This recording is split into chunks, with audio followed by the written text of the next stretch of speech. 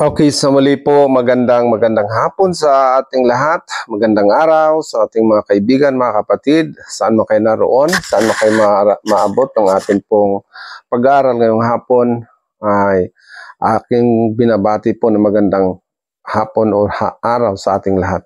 Purihan ng Diyos sa oras na ito na tayo muli makapag-aaral ng salita ng Panginoon. At ito'y napakahalaga dahil ito po ang present message, present truth, at ito na rin ang mga pinaka-present na mga topic na dapat pong inyong matunghayan at mapag-aralan.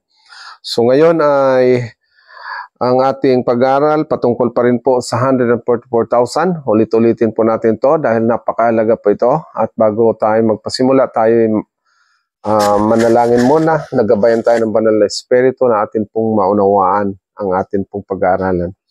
Dakila po naming Ama, ang tahanan niyo po ay nasa kataas-taasan ng mga langit. Maraming salamat po, Diyos, na sa oras na ito kami muli makapag-aral ng mga banal na salita na amin pong matunghayan, lalo na po ang aming talakayan, ang 144,000, na kung saan sa maraming mga ngaral, hindi ito masyadong naunawaan, ngunit amin pong linawin sa aming pag-aaral na ito at tulungan kami gabayan ng banal na espiritu na aming maunawaan po ito. At ganyan din, lalo na sa mga tagapakinig, mga kaibigan, mga kapatiran, na kanila pong mailagay sa puso at isip na ito'y maging gabay at palakas sa bawat isa. Patawad sa mga pagkukulat at pagkakasala sa pangalan po namin Panginoong Hesus. Amen.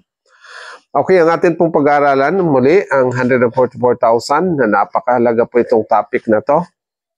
Sa Revelation 7 po tayo, dahil ito pong Revelation 7, pinakita dito ang 144,000 at gayon din ang great multitude. Subalit bago ang lahat, ito po ang ating pinaka-introduction. Sa 1 Timothy 2:3 and 4, God desires all men to be saved. Ang Panginoon po pala ay ninanais ng Panginoon na ang lahat ng mga tao po ay maligtas. At ganyan din sa Luke 3:6, at lahat ng laman, all flesh shall see, understand the salvation of God. Na maunawaan po ang kaligtasan ng ating Diyos, ang pagliligtas niya sa tao. Sa Luke 13:23-24, yet few shall be saved. Subalit po sa dito sa ating pong pag-aralan, napaka-kaunti lang maligtas sapagkat ito pong 144,000 po, hindi ito napakarami, no? Ang 144,000 hindi million, hindi great multitude. At dito po sa 1 Kings 19 verse 9 and 10, bakit kinuha po natin to? Dahil ito hinalintulad po sa kaarawan ni Elijah, kaarawan ni Elias, o ng hari 19:9 at 10, at ang sabi ni Elias po, as ako lamang ang natitira, I only am left. Siya lang pong natitira, sabi niya, ang isip niya, siya na lang natitirang mag-isa. Noong BC 906 po yun. At may pinasulat din po sa Jeremiah 23:1-3 na ang Israel noong 599 ay nakalat po ito sa mga mali na mga pastor or mga piki na mga pastor, mga nagbabantay, kunwari, nagbabantay sa kawan ng Panginoon. Sabi po dito, Israel scattered by false pastors, a remnant to be gathered. Pero may mga natitira po, kailangan silang maipon. At sa Ezekiel 6:1-4, 8 and 9, at noong BC 594, pag pinakita po ng Israel to fall by the sword, yet a remnant would escape. Tingnan natin po, nung kapanahon na sinira po ang Jerusalem, may remnant, may natitira po. Naka-escape. Ang iba po na naging bihag, hindi sila pinatay, pero marami po ang namatay. No? Maraming namatay sa tabak, sa gutom, at sabi pang mga pagkapahamak sa kanilang buhay. No? Noong 457 BC, sa Isra 9:8, dahil sa biyaya ng Diyos, sabi po dito, the grace of God leaves a remnant. Ang biyaya ng Diyos, nag-iwan po talaga ng mga natitira. Itong remnant po, napaka-kaunti, no? Romans 11:1-5, noong AD 60, ang bayan ng Diyos, God's people are not forsaken. There has always been a remnant according to election of grace. Mayroon pong talagang natitira ayon po sa pagkapili ng biyaya, no, ng ating Panginoon. At sa sunod po, sa sunod na subtopic, ang pinakamahalaga dito, yung masunurin po tayo sa ating Panginoong Kristo. Obedient to Christ. So, tingnan natin po kung itong natira, kung ano sila, tagalabag, or susunod sila, masunurin, or manlalabag sila. Revelation 12:17, dyan nyo po makita, Revelation 12:17. The remnant keep the commandments of God and have the testimony of Jesus Christ. Ano po, ang manalabi pala ay nag-iingat ng kautusan ng Diyos at mayroong patutuo ni Jesucristo. Revelation 19:10, ang testimony ni Jesus ay ang spirit of prophecy. So, kung may remnant po, mayroon silang hawak na spirit of prophecy. Pag wala po ito, hindi yon ang remnant. No? Ang remnant, nag-iingat sila ng kautusan ng Diyos at mayroon pa ang spirit of prophecy. So, kung hindi sila po masyadong acquainted sa spirit of prophecy, hindi po ang tinutukoy, hindi yun ang remnant. No? So, makita natin, Revelation 12:17, ang remnant pala, may iniingatan. Anong iniingatan nila? Ang mga kautusan ng Diyos. Iniingatan po nila yan, minahal nila yan. At mayroon silang spirit of prophecy. Pag ang mga tao po, gusto na lang nila, wala lalong iba, wala ng batas, wala ng 10 commandments, wala pang spirit of prophecy, hindi po yon ang remnant, no? So makikilala natin ang remnant. At sila magtagumpay sa ito Revelation 12:10 and 11, they overcome by the blood of the Lamb. Sila po'y mananalo dahil sa dugo ng Cordero, the word of their testimony, ang salita ng kanila pong mga patutuo. Then, pagdating sa mga religious deception in the last days, ingat po tayo dahil napakaraming reliyon ngayon po, hindi naman alam kung ano pong ginagawa, hindi rin nila alam kung ano na po ang dapat ngayon. Kaya sa 2 Timothy 3:13, tingnan nyo po ang 2 Timothy 3:13, evil men and seducers will deceive worse and worse. So marami pong mandaraya ng mga masasamang mga tao. Pwede kang akitin at pwede kang iligaw. Matthew 24:24, kaya po maingat tayo kaya tayo nag-aaral para hindi po tayo mailigaw. Matthew 24:24, sabi, if it were possible, even the elect of God would be deceived by false Christ and false prophets, showing great signs and wonders or miracles. So makita natin po na maraming gumagamit po ng mga miracles, may mga false prophets, lalo na po yung mga tao pong mga nag-aaral kunwari, lalo na mga nagsisitting time, hindi po yon, hindi po yung ganun. Kasi po, doon tayo mailigaw, maniwala tayo ng mga taong ganun, no? So, Luke 18:1 and 8, 18:1-8, sabi po dito, with such deception, only a few will keep the faith of Jesus as revealed in this parable. So, ang pandaraya pa lang yun po, konti lamang ang mag-iingat sa kanilang pananampalataya kay Jesus, no? At ang 144,000 po, maingat ito sila. Kaya napakaganda na tayo po'y mag-aral hanggang matuto. At sa Revelation 7:1, tingnan nyo po ang 144,000 sila. Habang ibubuhos po ng Diyos ang kanyang galit, malapit na ibuhos ang kanyang mga palatandaan, ang apat na anghel, the four angels are holding back the four winds. So kanila pong iniingatan ngayon, pinipigilan ng hangin.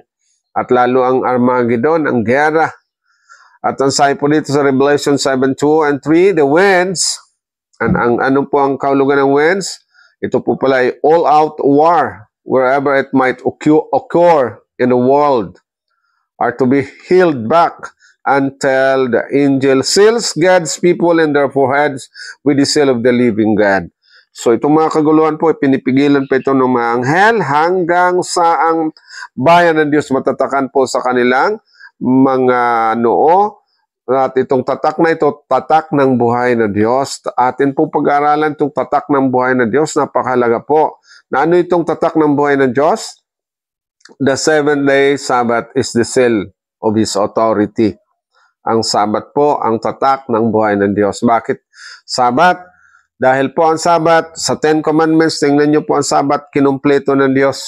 Ang Sabat na riyan ang kanyang name, nandyan ang title, nandyan ang name or title, or nandyan ang kanyang power or authority, at nandyan din ang kanyang territory. Kaya pag hinanap nyo po ang seal, nasa Fourth Commandment. Tingnan nyo po ang Ten Commandments, wala siyang perma. Wala siyang perma. Alam niyo po, pag gumawa ang tao gumawa ang pamunuan, lalo na mga leaders, ang mga presidente, ang mga hari, gagawa sila ng batas po, may perma po yan. May permanship yan. Hindi man pwede kung walang signatory. Ang Diyos, gumawa siya po, pero hanapin niyo ang perma niya nasaan. Nasaan ang seal niya, nasaan ang signatory niya. Nasa Fourth Commandment lang po. Wala, hindi mo makita doon kung saan-saan. Nasa Fourth Commandment. Kaya, tinawag po siyang seal of the living God. Yan pong Fourth Commandment. So, ang Sabat ang tinutukoy. Now, bago pakawalan po yung tinatawag na gulo or kera or wens, kailangan mo nang masilyuhan ang bayan ng Diyos. The number celled, ito po, ang numero po na sisilyuhan, 144,000. Tribes of Israel represents overcomers from all nations. At kung tingnan nyo ang Romans 10:12 and 13, from all nations, hindi lang po Israel, no? Sa lahat pala ng nasyon, doon hahanap ang Diyos ng masisilyuhan. At itong anghel na ito na naghahanap, siya po ang nakakaalam kung sino ang mga tapat at dapat masilyuhan. At sa Revelation 14:1, they are depicted as victorious, standing on heavenly Mount Zion, with the Father's name written in their foreheads. So ito po, inilalarawan dito na sila'y nagtagumpay at sila'y nakatayo doon po sa makalangit na Zion. At ang sa kanilang noo ay naroon po ang alin? Ang Father's name written in their foreheads. Ang Father's name, tandaan nyo ang Father's name ay siya pala po ang nandyan sa ika-Fourth Commandment. Nandyan ang Father's name, ang Fourth Commandment na riyan kasi ang Father's name nasa Fourth Commandment. Ang seal nasa Fourth Commandment, ang authority nasa Fourth Commandment, at ang name nasa Fourth Commandment, at yung territory, power, territory nasa Fourth Commandment. Isipin nyo sa Fourth Commandment, at sabi niya, I am the Lord God who created, who made the heavens and the earth and the sea and all that is in them, as and rested on the seventh day. So the creator of the universe, He created with His power. Kaya nung nilikha niya ito sa kanyang kapangyarihan, pinakita sa Fourth Commandment na naroon po ang kanyang kapangyarihan. So kung ating tingnan ang Fourth Commandment, pinakita doon na itong 144,000 sinilyuhan sa kanilang noo, naroon ang Fourth Commandment at naroon ang name, power, and territory of God sa Fourth Commandment. So sila'y nagtagumpay kasama ni Jesucristo at dahil naroon po ang authority na nakatatak sa ika-Fourth Commandment. Ngayon sa commentary, ang sabi po dito, both the third angel's message and the sealing began in 1844 and have been going on ever since. To be exact, the sealing time started in 1848. So, doon po lang nila pagtanto na 1848 ang talagang simula ng silyo. Bakit po? Dahil doon lang nila naunawaan ang Sabat. Dahil nung wala pang Sabat, hindi pa po sila pwedeng tatakan dahil wala pang nag-iingat ng Sabat. The year the Sabbath truth was accepted by the early Adventists. And obviously, not all men could be held accountable for the Sabbath truth immediately in 1848. Hindi naman kaagad po kasi marami pang hindi nakakaalam kung ano ang Sabat. Therefore, the formation of the great multitude, Revelation 7:9, continued after 1848 and will continue until an undisclosed time when the message has reached everyone in the world. So, ito pa lang may mga great multitude pa ngayon, hindi po sila sa 144,000 dahil hindi pa alam ng iba ang mensahe po na pinadala ng Diyos para sa 144,000. Ngayon, sa Revelation 14:12, binigyan tayo ng pronouncement na isang blessing sa kanino po? Doon sa mga taong namatay sa message po ng third angel. Kasi po, sabi nito, the third angel's message and the sealing began in 1844. At the third angel is the sealing the sealing message. Yung po palang third angel is the sealing message. Sa early writings, page 88 and 89. No, makita nyo doon na ang third angel is sealing. So, we are now in the third angel's message, and the third angel is sealing and binding for heavenly guardian. Now, kung tingnan natin po bakit na i-pronounce ang blessing, doon po sa nakaunawa na sa message para sa 144,000, sa Revelation 14:13, a blessing is pronounced on those who die in the Lord from the time when the third angel's message began.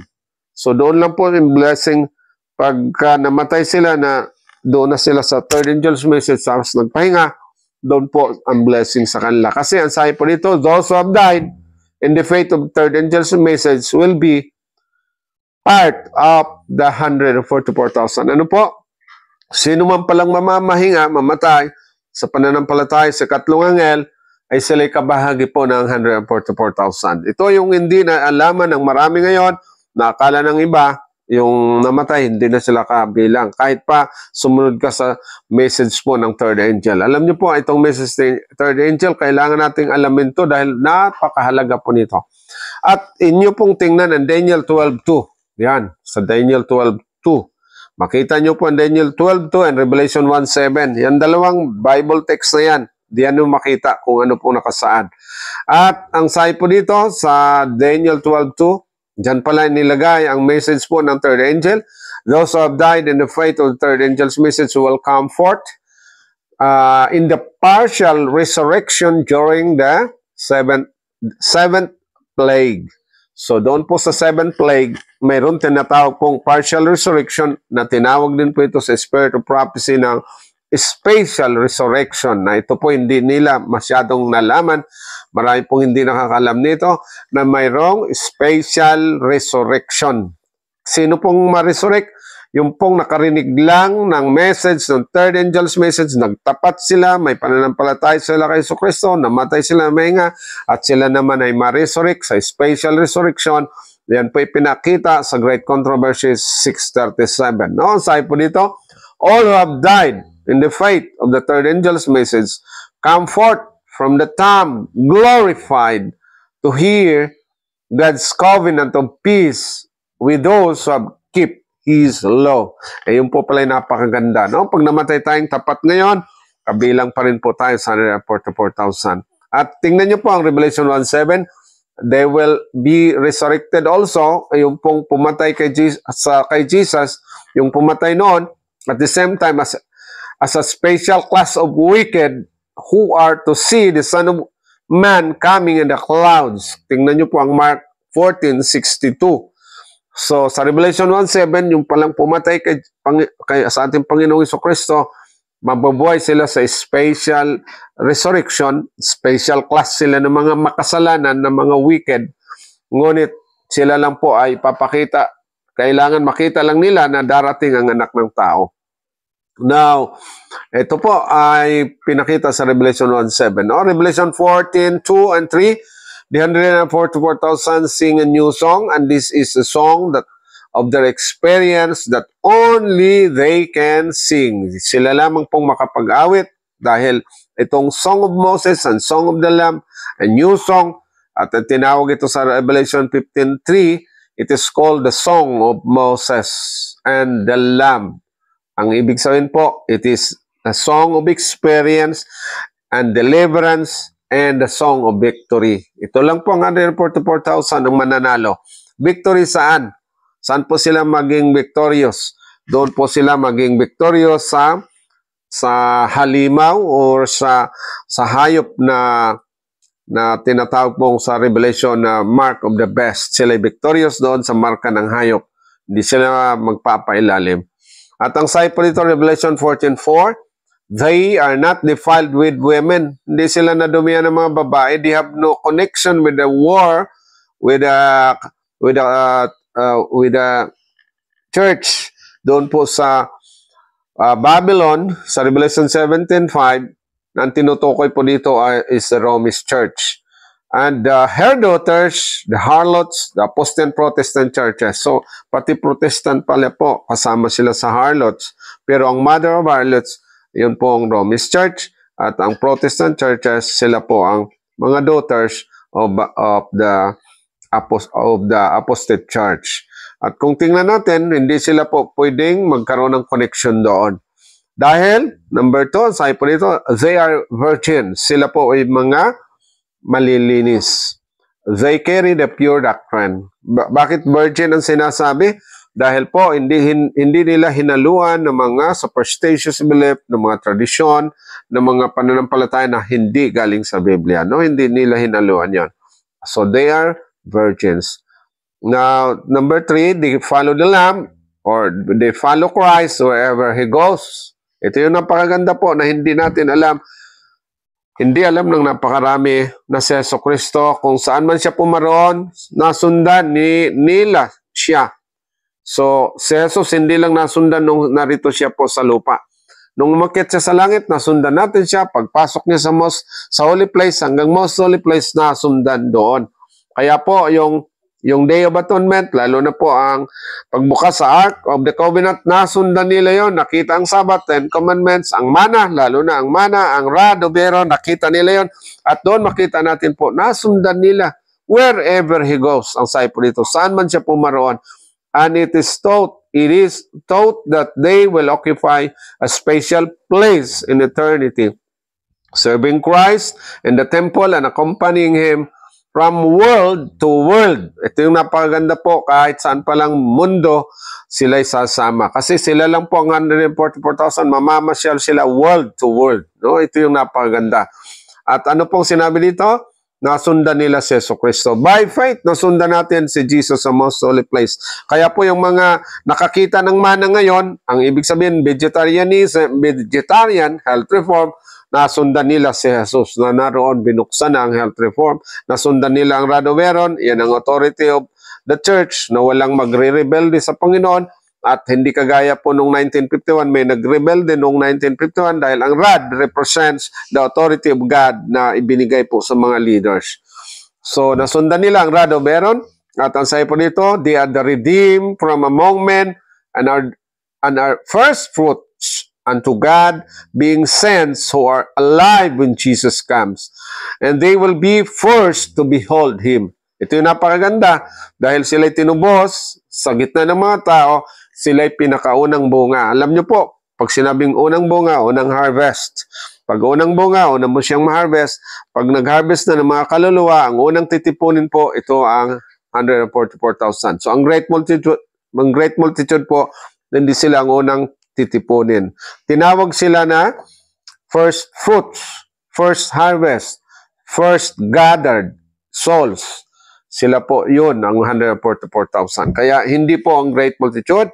Sila mo nang mauna para maghintay sa hari ng mga hari. Kaya itong 144,000, sila pong maghintay sa ating Panginoon na silang sisigaw, sila ang sasabing, here's our God, hallelujah. We are to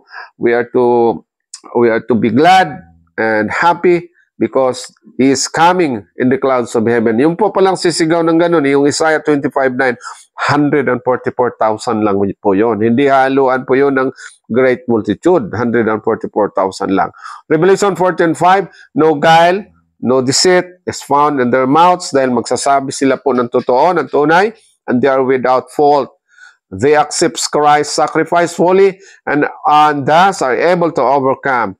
So, ito po yung napakaganda sa 144,000. So, the 144,000 endure the severest tests.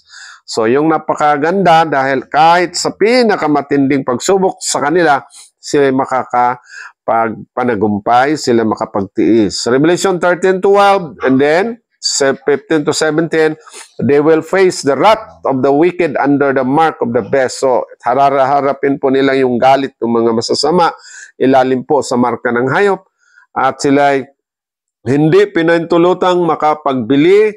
They will not permitted to buy or sell and the death sentence pronounced against them. So, ito nakakalungkot dahil sila din po ang dadanas ng gayon, no? Death sentence. Then, Revelation 14:9 and 10, they will face the 7 last plagues as the wrath of God, and Revelation 51. So, 7 last plagues, sila lang po ang katatayo. Wala na pong iba. Ang great multitude po, patay sila. Ang tatayo doon sa 7 last plagues, ayun lang po ang 144,000. At itong Revelation 15:1 is poured out on the world for accepting the mark of the beast. The mark of the beast is Sunday. So tandaan natin na walang makakatayo doon. 144,000 lang po. Kaya ang great multitude, natulog pa sila sa labok. Ang tatayo doon sa panahon ng 7 last plagues, ayun lang pong 144,000. Isaiah 33:16, though living during the 7 last plagues, they will be protected and sustained. Sila po iniingatan, sila po ay tutulungan ng Panginoon kung ano man ang kanilang pangangailangan. Jeremiah 30 verse 5-7, they will go through the time of Jacob's trouble. Tatawagin po na Jacob's trouble dahil ang Jacob's trouble, makipagbuno siya sa anghel at siya'y harap din na digma sa kanyang kapatid. So kapatid sa kapatid. Jacob's trouble when probation has closed and Jesus is no longer interceding for man. Kaya po magkaroon ng kaguluhan. Pamilya sa mga anak, mga magulang, mga anak, brother, sister, at sa iglesia, pastors, mga members, magkakagulo po yan. At makita natin sa mga kaibigan natin, magkakagulo. Kahit tinawag po siyang Jacob's trouble dahil kapatid sa kapatid. No? So nakakatakot ito. Then, ang sabi po dito sa commentary, Great Controversy 6:16 and 19, 6:16 and 6:19, Jacob's night of anguish when he wrestled in prayer for deliverance from the hand of Esau represents the experience of God's people in the time of trouble. Though God's people will be surrounded by enemies who are bent upon their destruction, yet the anguish which they suffer is not a dread of persecution for the truth's sake. They fear and that every sin has not been repented of. Ang kinatatakutan po nila, yung mga kasalanan na hindi nila napagsisihan. Kaya itong 144,000 po, matakot sila sa mga kasalanan na hindi pa nila napagsisihan. And that though some fault in themselves, they will feel to realize the fulfillment of Savior's promise. Ang sabi po dito, I shall come upon all the world. Revelation 3 verse 10. At ano po ang napakaganda dito? Revelation 14:4, the 144,000 are the living saints redeemed from among men at Christ's second coming. Bakit tinawag silang living saints?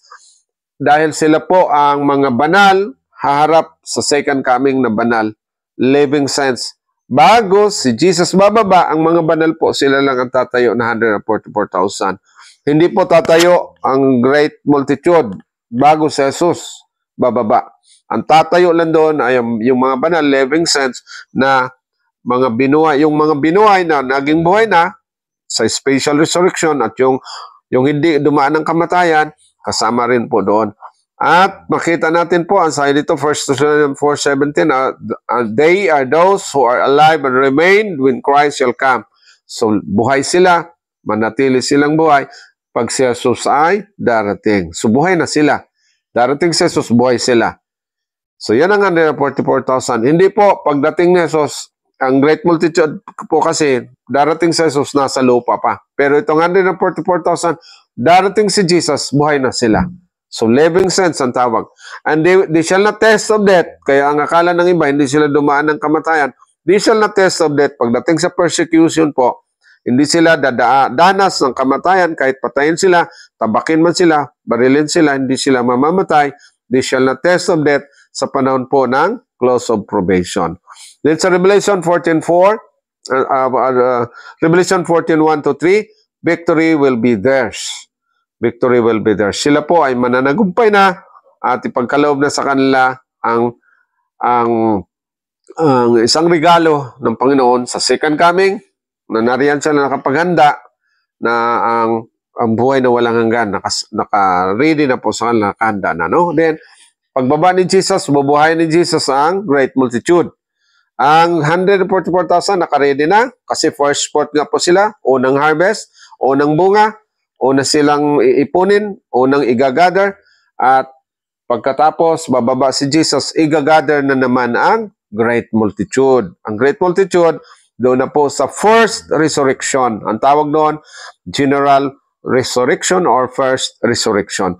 Doon naman po sa namatay sa 144,000, ang tawag po doon ay special resurrection. No? Kung may namatay man, mabuhayan, pero at doon po sa special resurrection, Daniel 12:2 and Revelation 1:7. No? So tandaan nyo po yon na yung pong mamatay pala sa 144,000, di pa rin tayo matakot. Ang mahalaga po, magtapat tayo doon sa mensaheng binigay ngayon, ang third angel's message, the threefold angel's message, doon tayo magtapat. Dahil pinakita po sa Spirit of Prophecy, pinasulat na po yan na yung mga tao ngayon, lalo na yung member ng 144,000, yung mga nakaunawa ngayon, tingnan nyo po ang treaty.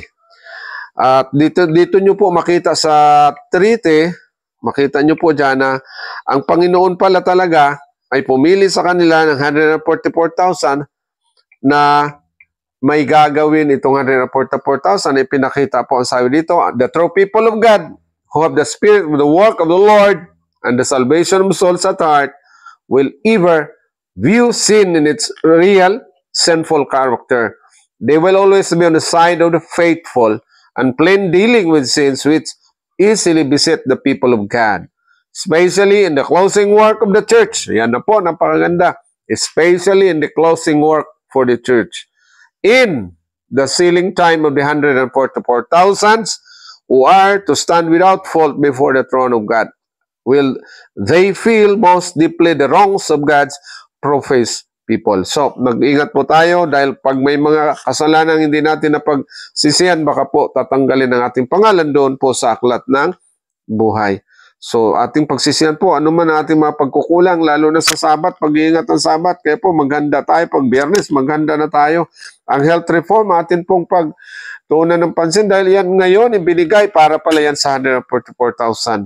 Yung po hindi niya kaunawa dito, akala na marami, Leviticus lang tayo, o ang Sabat, pwede lang tayo hindi maghanda, magluto lang tayo sa araw ng Sabat. Hindi po yun. Pinakita na dito sa Spirit Prophecy, lahat ay paglalabag po kapag hindi tayo sumunod sa instruction ng Panginoon. No? Gaya ng panahon ni Moises, may paghanda. Sa ating panahon may paghanda. Biyernes, special preparation day. And Sabat, wala na pong pagluluto. Kaya po yan ang message para sa 144,000. Kung hindi po dito nakakaunawa, mabibigo po tayo, hindi kayo masilyuan, hindi ka rin makakatayo sa 7 last plagues. Wala kang seal, wala kang palatandaan. Ang Sabat po, palatandaan yon. Naroon ang pangalan ng Ama, ang kanyang power, at naroon ang territory sa Sabat. Ang signatory ng Diyos sa 10 Commandments na sa 4th Commandment. No? So sana itong 144,000 ibinigay ng ating Panginoon, hindi tayo mabibigo dahil ating pag-aaralan ito hanggang sa manuwaan nating lahat.